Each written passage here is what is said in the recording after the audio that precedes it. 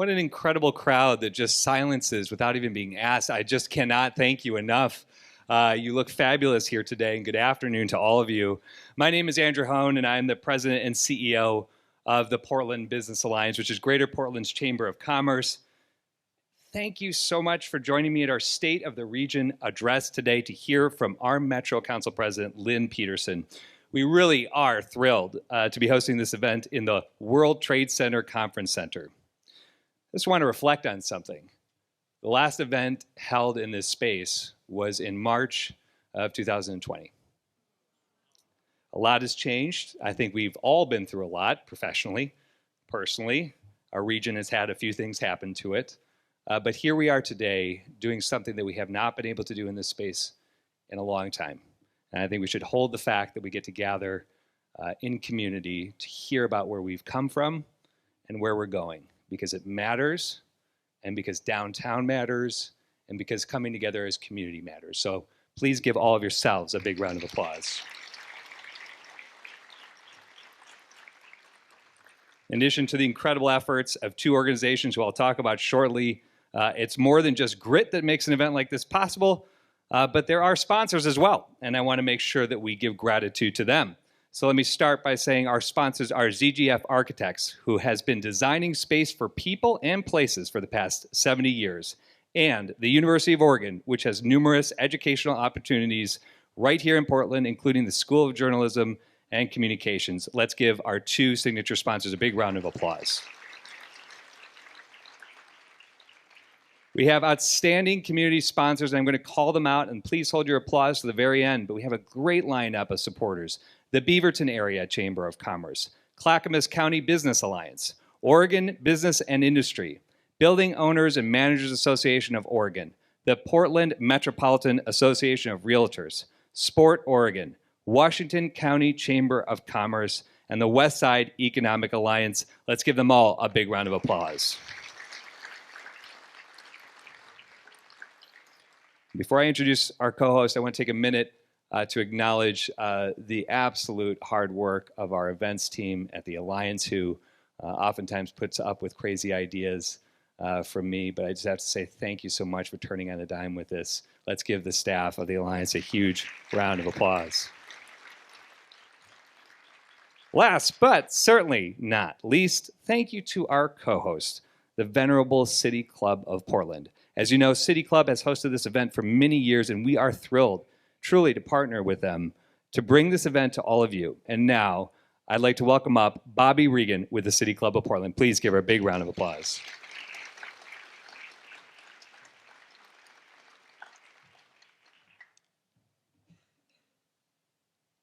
Thank you so much, Andrew, and good afternoon, everyone. I'm Bobby Regan with the City Club of Portland, and it is City Club's pleasure to co-produce today's program with the Portland Business Alliance.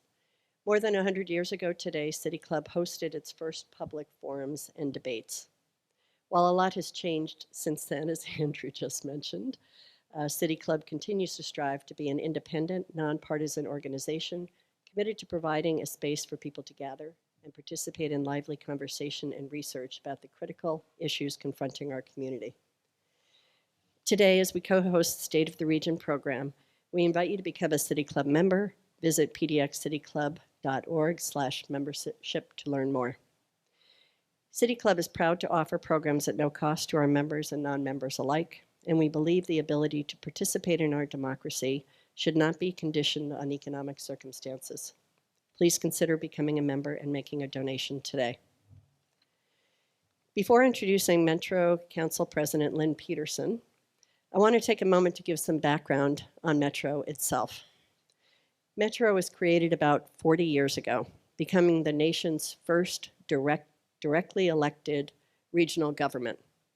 At that time, Portland area leaders saw a need to provide region-wide planning and coordination to manage growth, infrastructure, and development issues that cross jurisdictional boundaries.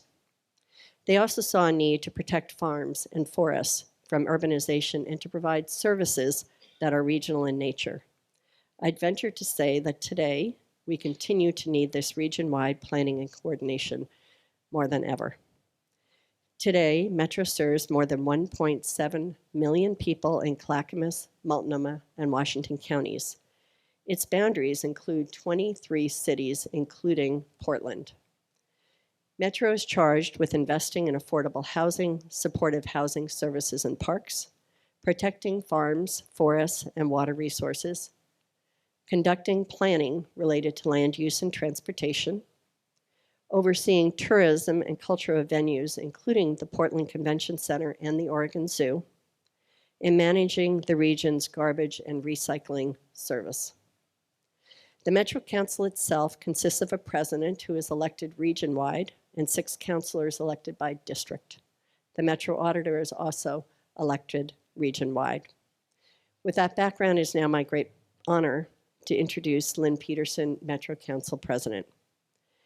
Peterson was first elected Metro President in 2019 and was reelected in 2023. Prior to this role, she served as chair of the Clackamas County Commission, and before that, she served on the Lake Oswego City Council. Peterson holds advanced degrees in civil and environmental engineering and urban and regional planning. She served as secretary of the Washington State Department of Transportation for Governor Inslee and as a senior transportation policy advisor to Oregon Governor John Kitzhaber. Today, as Metro President, Peterson oversees a budget of nearly $1.8 billion and more than 1,100 Metro employees. Please join me in welcoming Metro President Lynn Peterson.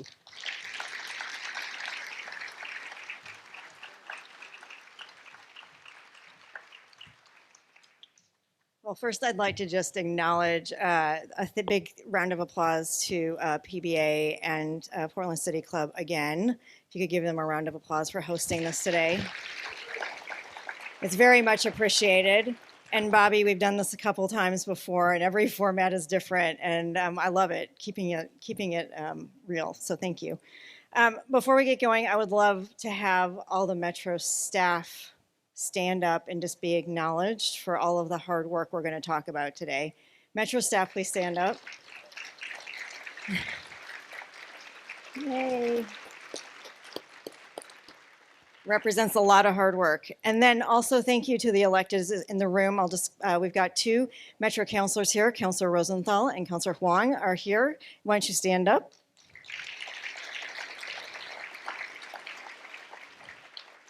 Our JPAC counselors are in DC working very hard on transportation, making sure that we can get the stuff done we need to get done. And also, I think the first couple rows, we got electeds and community thought leaders. If you will please just stand up, or formally elected, please stand up. I just want to recognize we've got folks from around the region here. And yep, go ahead.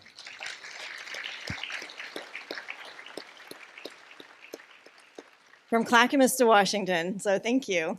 I wanted to take a moment today to talk about opportunity. Opportunity to grow, opportunity for change, opportunity to excel. Our region is experiencing some hard times, but we can't wallow in a spiral of despair. We have to find opportunities to build the region the way we want, to uphold our promises for change, and set the table for what the rest of the century will look like.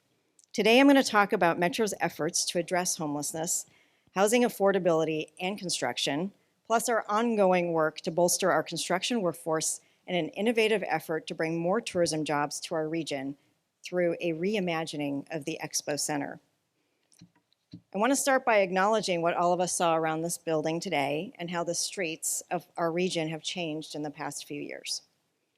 All of us know how this region feels less safe than it used to, and many of us have experienced that unease firsthand. And many of us have heard from our employees who are struggling to make ends meet, who themselves are looking for help and feeling unsafe or that sense of unease. Now, I want to be clear, Metro is not trying to solve every problem, but we are working to be a part of the solution to a lot of the challenges in our region. And I want to share with you how we are doing in some areas where we're focusing our attention. The first is supportive housing services, the Regional Homeless Service Measure. I'm here to give you the 21-month update on our 10-year program. Regionally, it is our moonshot. to fundamentally change the situation on our streets and improve the quality of life for all of our region's residents, while restoring that magic that made this one of the best places in the country to open and operate a small business in the 2010s.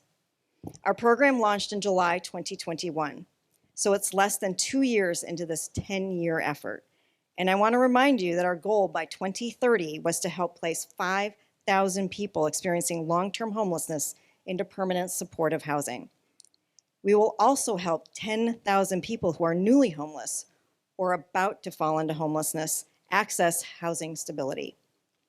So far, to date, our efforts have touched more than 14,000 lives with this measure, and that is a big round of applause to all 3 counties who have been working so hard. 14,000 lives. From January 2022 to April 23, Metro Supportive Housing Service Program helped more than 10,300 people avoid homelessness through eviction prevention programs. In that same time, nearly 10,000 evictions took place in Multnomah County alone. It's almost jaw-dropping to think about how bad our homeless crisis would be without the work we're doing upstream to prevent the tsunami from inundating our streets. And I want to just state very clearly, we are not going to solve our homelessness crisis if we aren't able to keep people in the housing they already have. So for the people in this room on the upstream end, the people in property management and legal services, I know this is a complicated problem. But we are not going to fix our region's homelessness crisis if 1,000 people a month are being evicted from their homes. Please continue your good work, working with service providers and tenants to help avoid eviction when possible. While we continue to address the growing crisis upstream because of the tsunami of evictions in our region, we do have results to report downstream. Last month, the regional point-in-time count of people experiencing homelessness showed that chronic homelessness is down in our region. Yes, the overall numbers are up. Again, the eviction data does not lie. But the number of people who have been on the streets for years, the people that our supportive housing service program is designed to help, they're getting the help they need. Not fast enough, and it's never going to feel like it's fast enough, but the mountain is being climbed. There are improvements that the system needs to work effectively, and some of that work is happening as Metro works with Multnomah County to improve its performance on the measure. One of our key roles is to provide transparency and accountability, and we're going to do that because this work must succeed. This is only part of Metro's work in helping to address our regional housing crisis. The most important thing for all of us is providing people with a place to call home. In the past decade, we've seen over 51,000 new apartments built around our region, both market rate and subsidized. More new apartments than there are households in the city of Beaverton. But everyone in this room who's worked in construction or finance or development knows that most of those apartments only pencil out if they're attracting higher rents in their early years to cover the financing needed to build them. And with the number of people who were moving here in the 2010s, those new apartments still weren't enough to house all of the people who came here for jobs, their quality of life, for their families, and their future. And what that left was thousands of people getting priced out of the market. In 2018, the voters of our region said they'd had enough.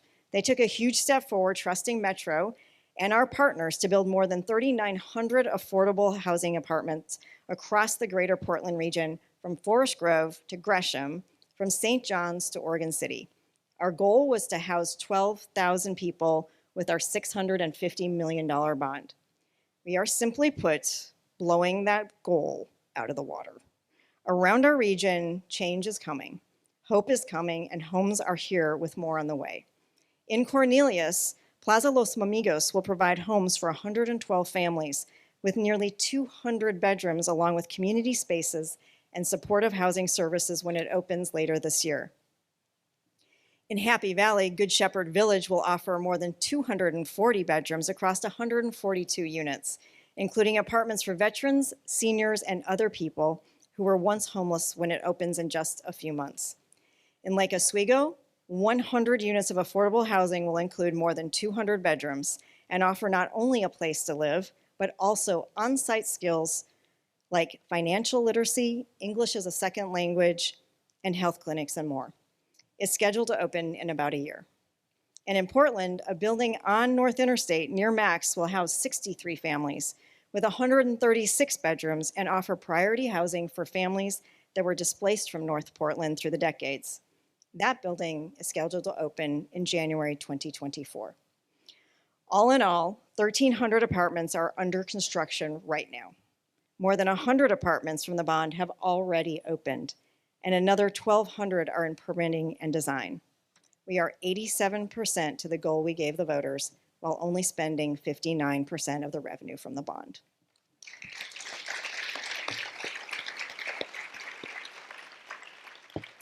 There's much more work to do. Some of the unspent revenue from the interest earnings, for example, will go towards installing air conditioning in bond-funded housing units, ensuring that everyone has a safe place to live and that our affordable housing adapts to our increasingly hot summers.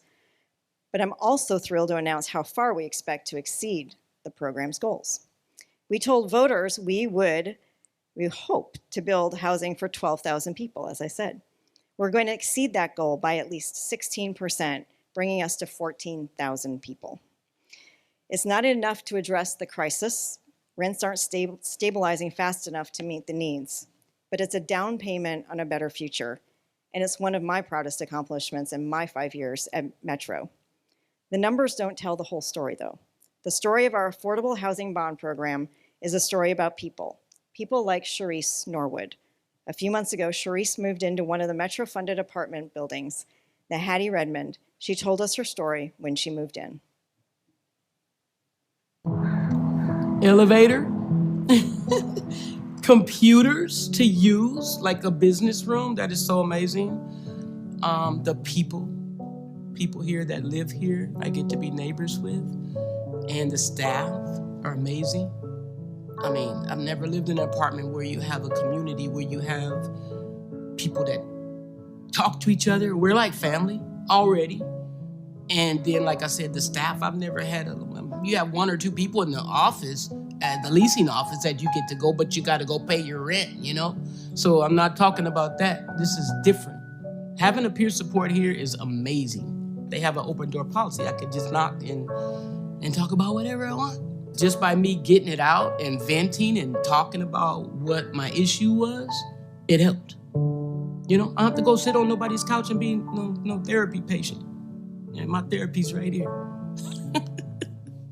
Yeah, well, I mean, what more can I ask for right now? Like, really? So much to be thankful and grateful for, man. I wake up every morning and say thank you. It's amazing. Seriously, look at this. We got the Max right here. That's awesome. I'm stoked. I know I'm in the right place at the right time.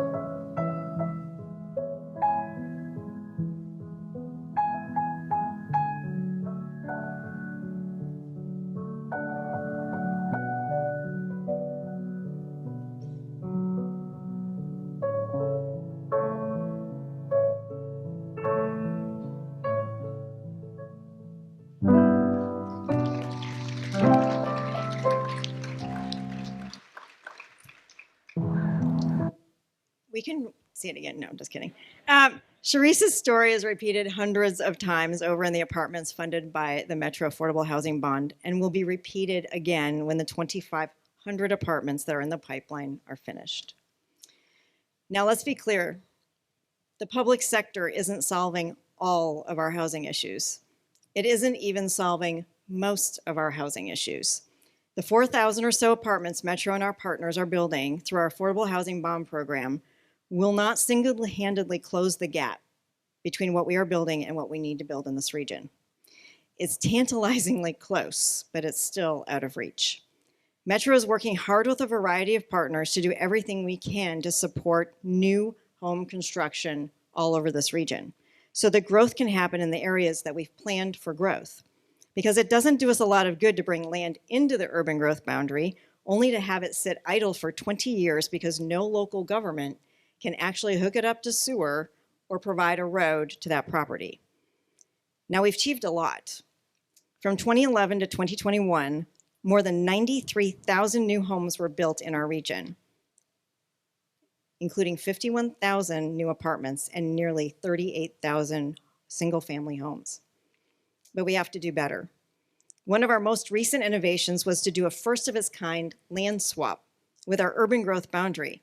In the southwest part of the region, the city of Tigard has a willing development partner and plans in place to build as many as 4,500 new homes in its River Terrace 2 development.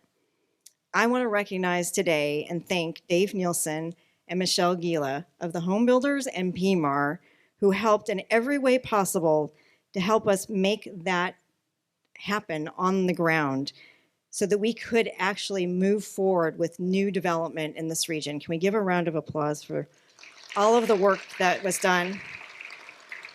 Thank you.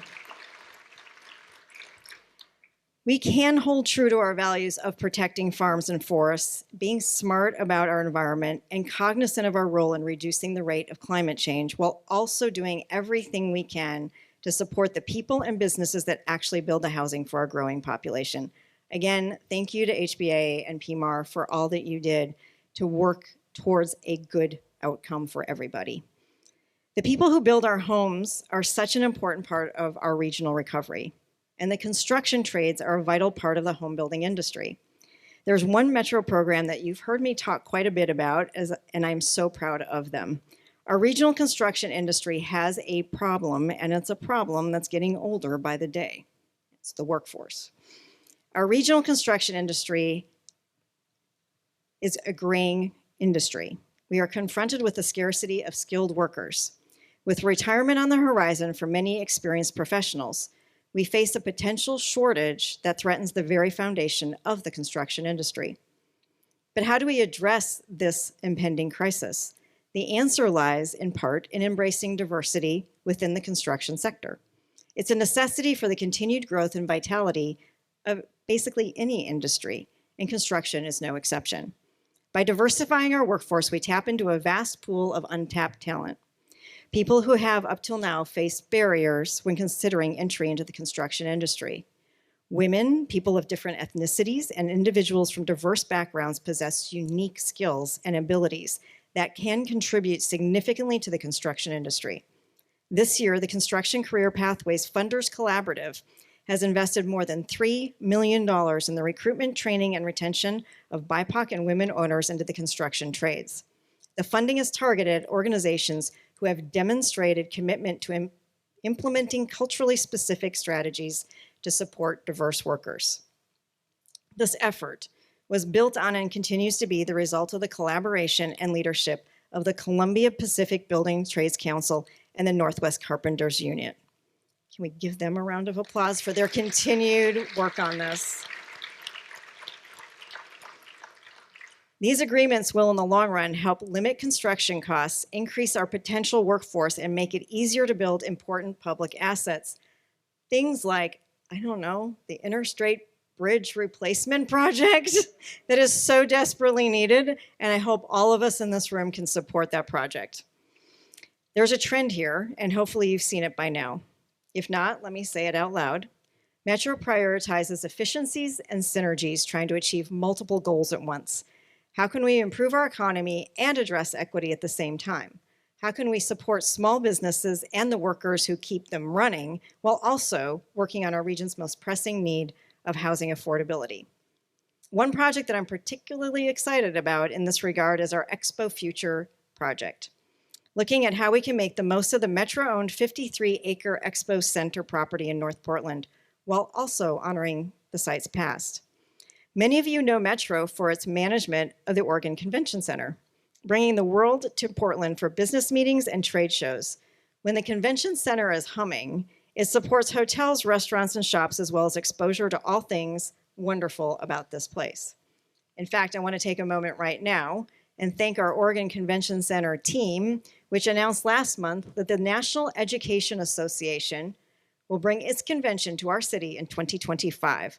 The largest ever convention to come to Portland with more than 12,000 visitors. Let's give it a round of applause.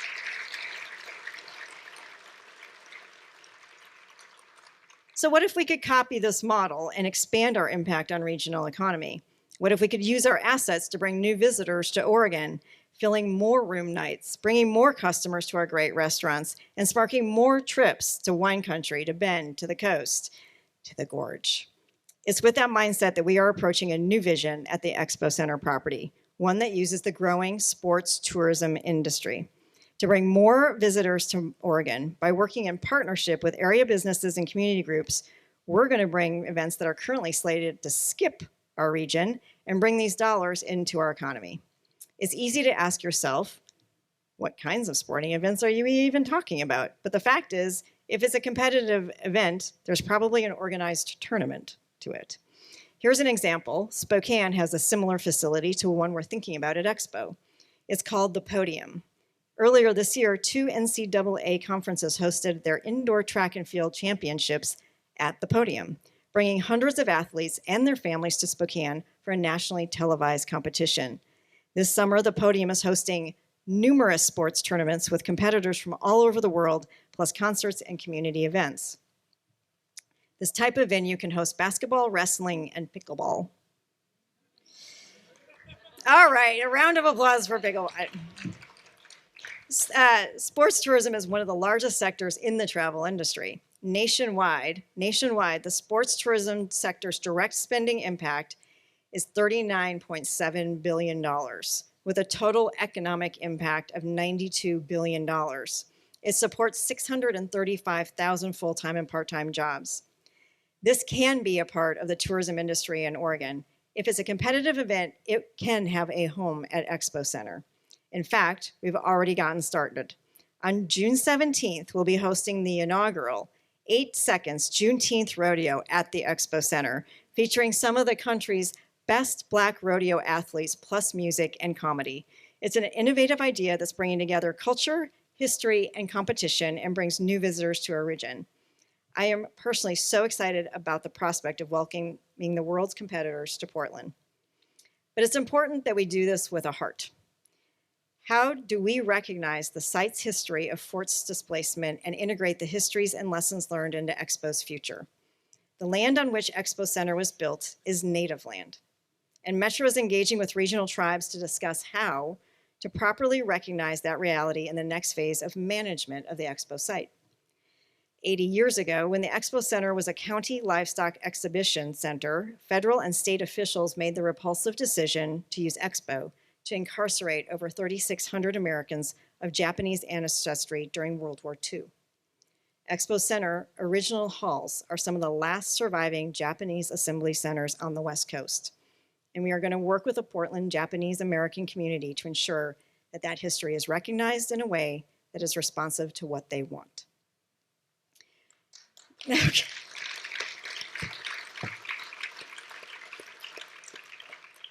But yet there's more on this site. Shortly after World War II, Expo bore witness to one of Portland's greatest tragedies, when the nearby community of Vanport was inundated by Columbia River floodwaters, killing at least 15 Oregonians and completely upending 40,000 lives in one of Oregon's only racially integrated communities. One of those people whose life was upended was a young Ed Washington, who went on to serve on the Metro Council from 1991 to 2002.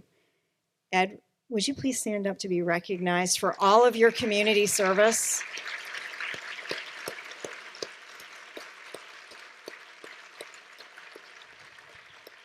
Ed not only serves on the Expo Futures project, but he also serves on the I-5 bridge replacement project. So I get to see him a lot these days, and which makes me a very happy person. Your contributions to this region are so numerous and so meaningful. So thank you again for all you do.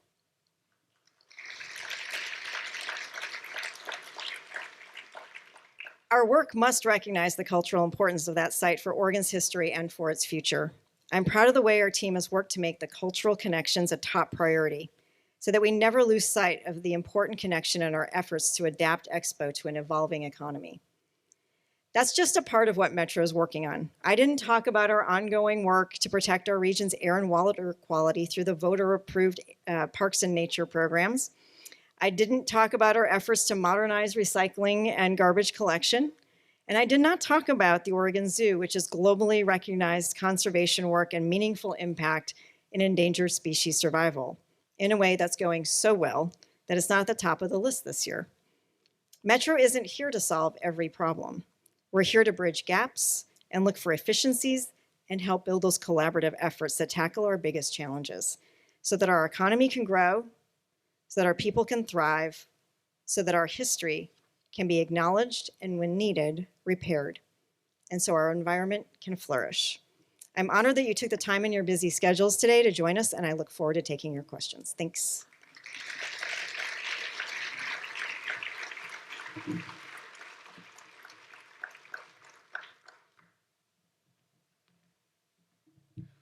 One more round of applause for our Metro President.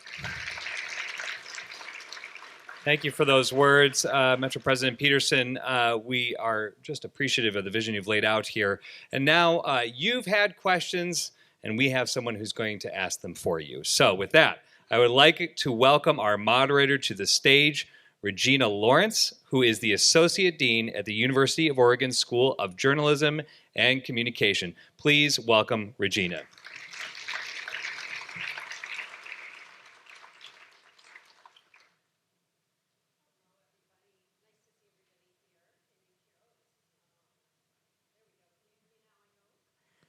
No, not yet. Oh, there we go. My goodness. Thank you so much for those just an outstanding overview of everything that's happening here. And just by way of a little bit of introduction, all the exciting developments you were just talking about, I just wonder if everybody's heard, I hope everybody's heard about the incredible gift that the U of O received from Steve and Connie Ballmer, which has allowed us to purchase the former Concordia University campus in Northeast Portland. And that's where the U of O in Portland will be relocating over the next year and a half. And that is really part of the vision for the Ballmer Institute for Children's Behavioral Health. So we're really excited about what that will bring to the region, to the city, to the university. And we're really excited to be joining PSU and OHSU in addressing the mental health of Oregon's young people. So we're excited about that. That's and great. Thank you. And that will be a big addition to everything that we already do Yes. at the U of O. Thank you. So we've had a home here in Portland for decades, so that means we are deeply committed to the vitality of this region. And so I'm so happy to have a chance to talk with you today. So let's dive in. And let's talk about homelessness, an issue that you talked a lot about, and specifically the visible manifestation of it in unsheltered homelessness. That's the top concern, as you know, for most residents and businesses in this region. And in 2020, you as Metro President, along with providers, the business community, and the Alliance, advocated for and passed the Homeless Services Measure that's now known as the Supportive Housing Services, or SHS. That's the largest per capita dedicated revenue source in the nation for homeless services, on top of what is presently being spent in the 3 counties. And the key function of Metro, as outlined in the measure, was accountability and oversight of the counties. So can you describe, from your perspective, what's working and where do you see room for some improvement? Thank you. Well, as I mentioned, 2 years into the program out of 10, and I think what we've seen over the last 18 months getting to this point is all 3 counties needing to ramp up, right? To be able to provide a program, it doesn't happen overnight where you suddenly have an infusion of money and you have all the caseworkers you need and all the contracts in place. So all 3 counties have been doing a great job ramping up at this point. As you see in the numbers, right? Even though they've been ramping up, they've still been getting outcomes. The question is how much faster can we get the machine, rolling? Can we get it it's out of first gear, it's into second, can we get it into third? And I think that's where we're having a little bit of problems is now, how do we get it into full implementation? And so right now we are working with Multnomah County that hasn't been able to get all the money out as fast as they had wanted on a corrective action plan. And we hope to get them into third gear. There's a lot of good conversation going on about what are the specifics that we can do to just ramp that up into third gear. For all of those who remember manual transmission. Did you get that? Okay. Well, and it strikes me that there are so many different groups that need to coordinate in order to grapple with an issue like that. I mean, we've got the cities, we've got the counties, we've got the state, we've got community-based organizations and Metro. So that's a lot of wrangling of different groups that needs to happen. Is that a big part of the challenge? Yeah, I think the needs are so great, and all three counties are working to not only get shelters in place, but also permanent supportive housing and all of the services. So yes, that has been part of the ramping up that we've been seeing, and being able to have the capacity inside the organization to be able to staff anything like that.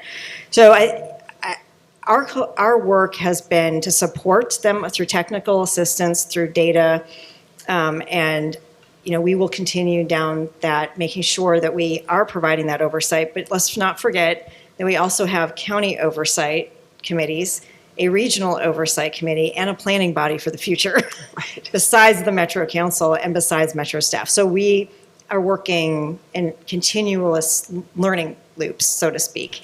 What's working, what's not working, and that conversation is happening on a monthly basis. Right, right. Well, related to homelessness is the issue or the problem of the cost of building housing. So recently, Metro and the city both passed an affordable housing bond. And we know that the cost per door, on the other hand, for affordable housing is more expensive than private development. So while Metro and the city appear to be on track for their bonds and for their units of new housing, if we are going to move forward and continue to invest in affordable housing, what tools do we have to mitigate those costs? Yeah, well, I guess I'd like to start first with, I am very pleased that the oversight committee for that bond has folks from the industry on it. They were very concerned about the cost per door coming in, but they've been very happy and have let us know that they've been pleased with the results to date. Now, there is inflation happening. I don't know if anybody noticed. But that is affecting the bond measure and the final results as well, even though we will have more units, right? The inflation has brought that down. But we have to also keep in mind that the affordable housing, low-income housing is being built to a higher standard for a longer lifespan, right? So that we can get more out of that in terms of, it's not just 14,000 people once. Right. There's a lot of turnover. And so we need those buildings to have a longer lifespan than a regular residential property. Mm-hmm. So the effort is not just to slap together a bunch of housing on a very short timeline, but try to make sure that it endures. For sustainability. Yeah, for sustainability. Good to know. And besides SHS, supportive housing services, and in addition to the housing bonds, as we know, Governor Tina Kotek has laid out an ambitious plan to produce more housing. Some are wondering what opportunities lie outside the urban growth boundary for like master planned communities to meet that new expectation from the state. What would you say to that? Well, what I would say, first of all, is let's remember our recent past where there has been only yes at Metro to urban growth boundary expansions. So we have added quite a bit into our urban growth boundary and have about 18,000 acres currently. And some of those did have, when they come in when they come into the urban growth boundary, they need to show that the financing will be there. So those are moving, and we have a lot of good results from all of those, including the one at Tigard that we just approved. I think the largest issue of our time in this region, and it's been building for quite some time, is this land readiness issue. We are not going to be able to get low-income, affordable workforce or missing middle out there and built unless we actually have cities that are ready with the staff that they need, because there's no inspectors, no planners, no permitters right now. We just don't have enough of them, as well as the fact that our system development charges have gone so sky high in order to provide the parks, to provide the transportation, to provide the sewer and water, that if we don't start dealing with this problem of land readiness, we won't see family wage jobs coming, and we will not see affordable housing. So it's a complex issue. It's not just about the land, it's about the actual ability to develop that land. Right, and you mentioned this in your prepared remarks as well. So where's the leverage there? Where's the traction? How can we grapple with that problem? Yeah, I think that we're going to have to put our heads together because this is one of these big collaborative issues. I think a lot of cities and the counties and even Tualatin Hills Park and Rec District have looked at ways to either waive SDCs or reduce them or allow developers to put them into their development loan so that's not an upfront cost. So that's one way that a lot of folks are looking at how to deal with this. But that means that the city doesn't have the money to actually get the water, sewer. They are giving up in order to get this in. And so how do we support our cities and counties in doing that? I think that's the big question going forward. In a lot of other states, it's the state that helps. So I think we're lacking some fundamental tools that we should be providing cities and counties. Very interesting. Well, let's turn to issues beyond housing and homelessness, and let's talk about one that's very near and dear to your heart, I think, transportation and infrastructure. Yep. And we know that our region lacks some critical investment in safe and reliable mobility options. So with competition for dollars scarce, what is the next step for the region to move forward to compete for more transportation resources? Having the legislature take a final vote on the I-5 bridge. We need to be really focused at this moment, in my opinion. We need to be very focused in getting the I-5 bridge done. It is the single largest decision that this region will make that people internally and externally can feel proud of. Because we have had a very long couple decades of not being able to make big decisions. And if we can kick this one off, it will telegraph to people internally that yes, you can trust government to move forward, but also to chips manufacturing that yes, this is a place you want to invest. They can get big things done. So for me, this is the moment. Mm-hmm. We are living in a moment that we need to say, yes, let's get this done, because we can then move on to other big, tough things. And we've got a muscle of how to work together and get it done. So I'm very much looking forward to this success to move forward with many others. A lot riding on that decision, Mm-hmm. it sounds like. Yeah. Good to know.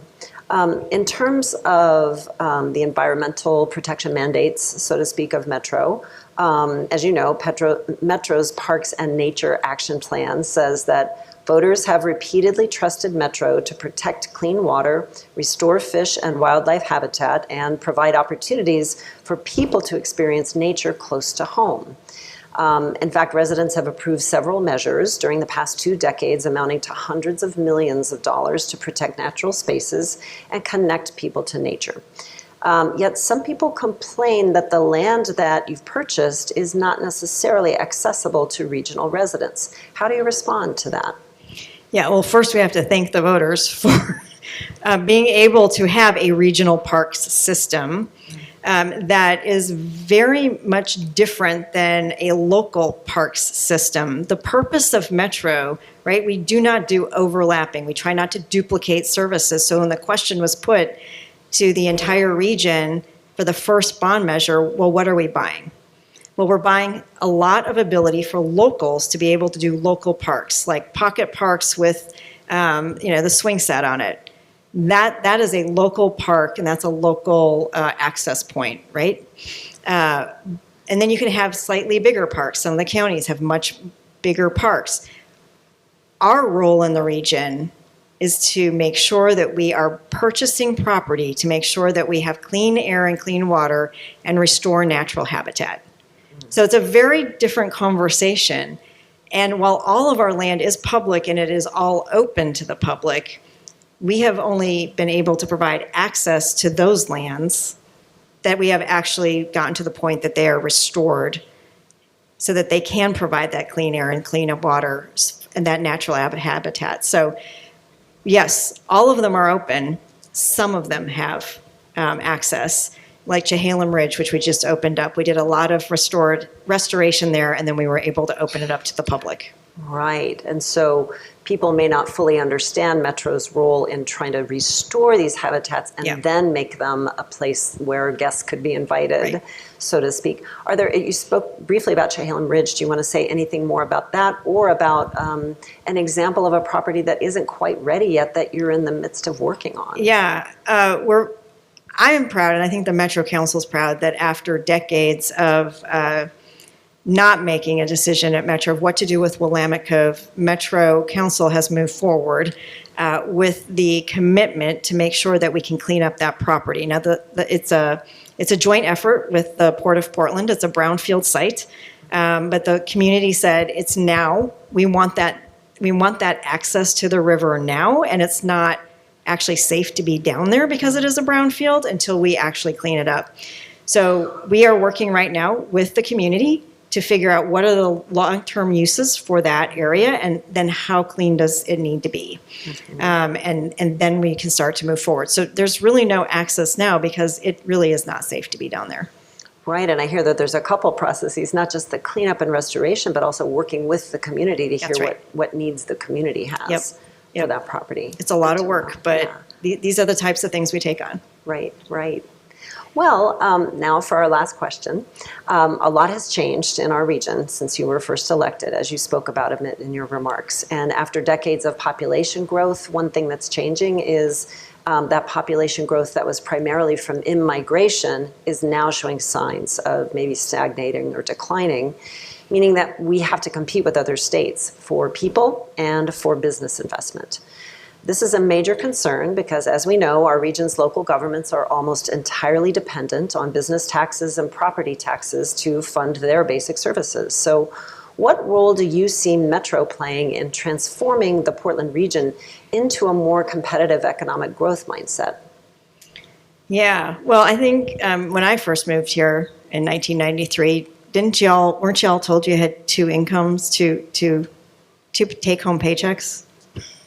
One was the actual paycheck and one was just living here. And I think that we've been through hard times, right? In the 80s, we had some pretty rough times coming out in the 90s. There was a population loss then, but we came together. We had a vision, and it wasn't just a downtown Portland vision, it was a regional vision. And it's an economic development outlook. Right? When people feel like there's a vision and there's commitment and there's collaboration, you can move mountains, right? And I think that that's where we're at right now. We are slowly coming back out of the pandemic and realizing we do have a lot of good assets. Now, how do we put those forward, whether it's Expo or the Affordable Housing Bond Measure or the I-5 Bridge, right? These are all pieces of the puzzle of economic development. And I think when we look at it, right now, it feels really hard, but we're disrupting systems that weren't working. And that's what's going to be so attractive to people. They're going to see they took on the hard stuff, they've overcome it, and now they're going to surpass all their goals. So I have a lot of hope for the future based on what we're seeing right now in this region. Right. Yesterday, you and I spoke a little bit about an earlier vision plan for the region, and then some work that may be underway to kind of renew the vision for the region. Yeah. Well, I think what we heard coming out of lockdown is that nobody was ready for a 50-year visioning yet. Is that right? So we have the 2040 growth concept, and it's been working its magic and keeping us coordinated and moving forward. But there was a lot that we now know should have been in it, right? We were talking about sustainability then. Now we're talking about climate change. We weren't talking about racial equity. Now we talk about the investment areas in the region where we need to bring things up to speed for a whole lot of things to make sure that every community has access to opportunity. We weren't talking about AI, and we didn't even have parks in the plan. Right. So we're looking right now at a 5-year strategic goal setting so that we can determine, are we on track for the region to meet these goals on housing, the economy, and climate change. And that's going to feed into the information. When you guys are ready, can we talk about 2070? What do we want to be when we grow up, right? And I think that's exciting. I think that's what's going to be another catalyst for us, because there are also things that have popped up that my mentor, John Friganese, who worked on 2040 with Ed Washington, there are multicultural centers that we have been investing in and growing that are not on the 2040 growth concept map. Let's recognize them. Let's embrace that. Let's move that forward. That's an amazing, amazing opportunity for this region. Indeed. Nice to end on a hopeful and forward-looking note. So thank you very much for this opportunity to speak with you, and thank you to everyone for attending, and we hope that you'll join us for the reception out in the lobby. Join me in thanking President Peterson.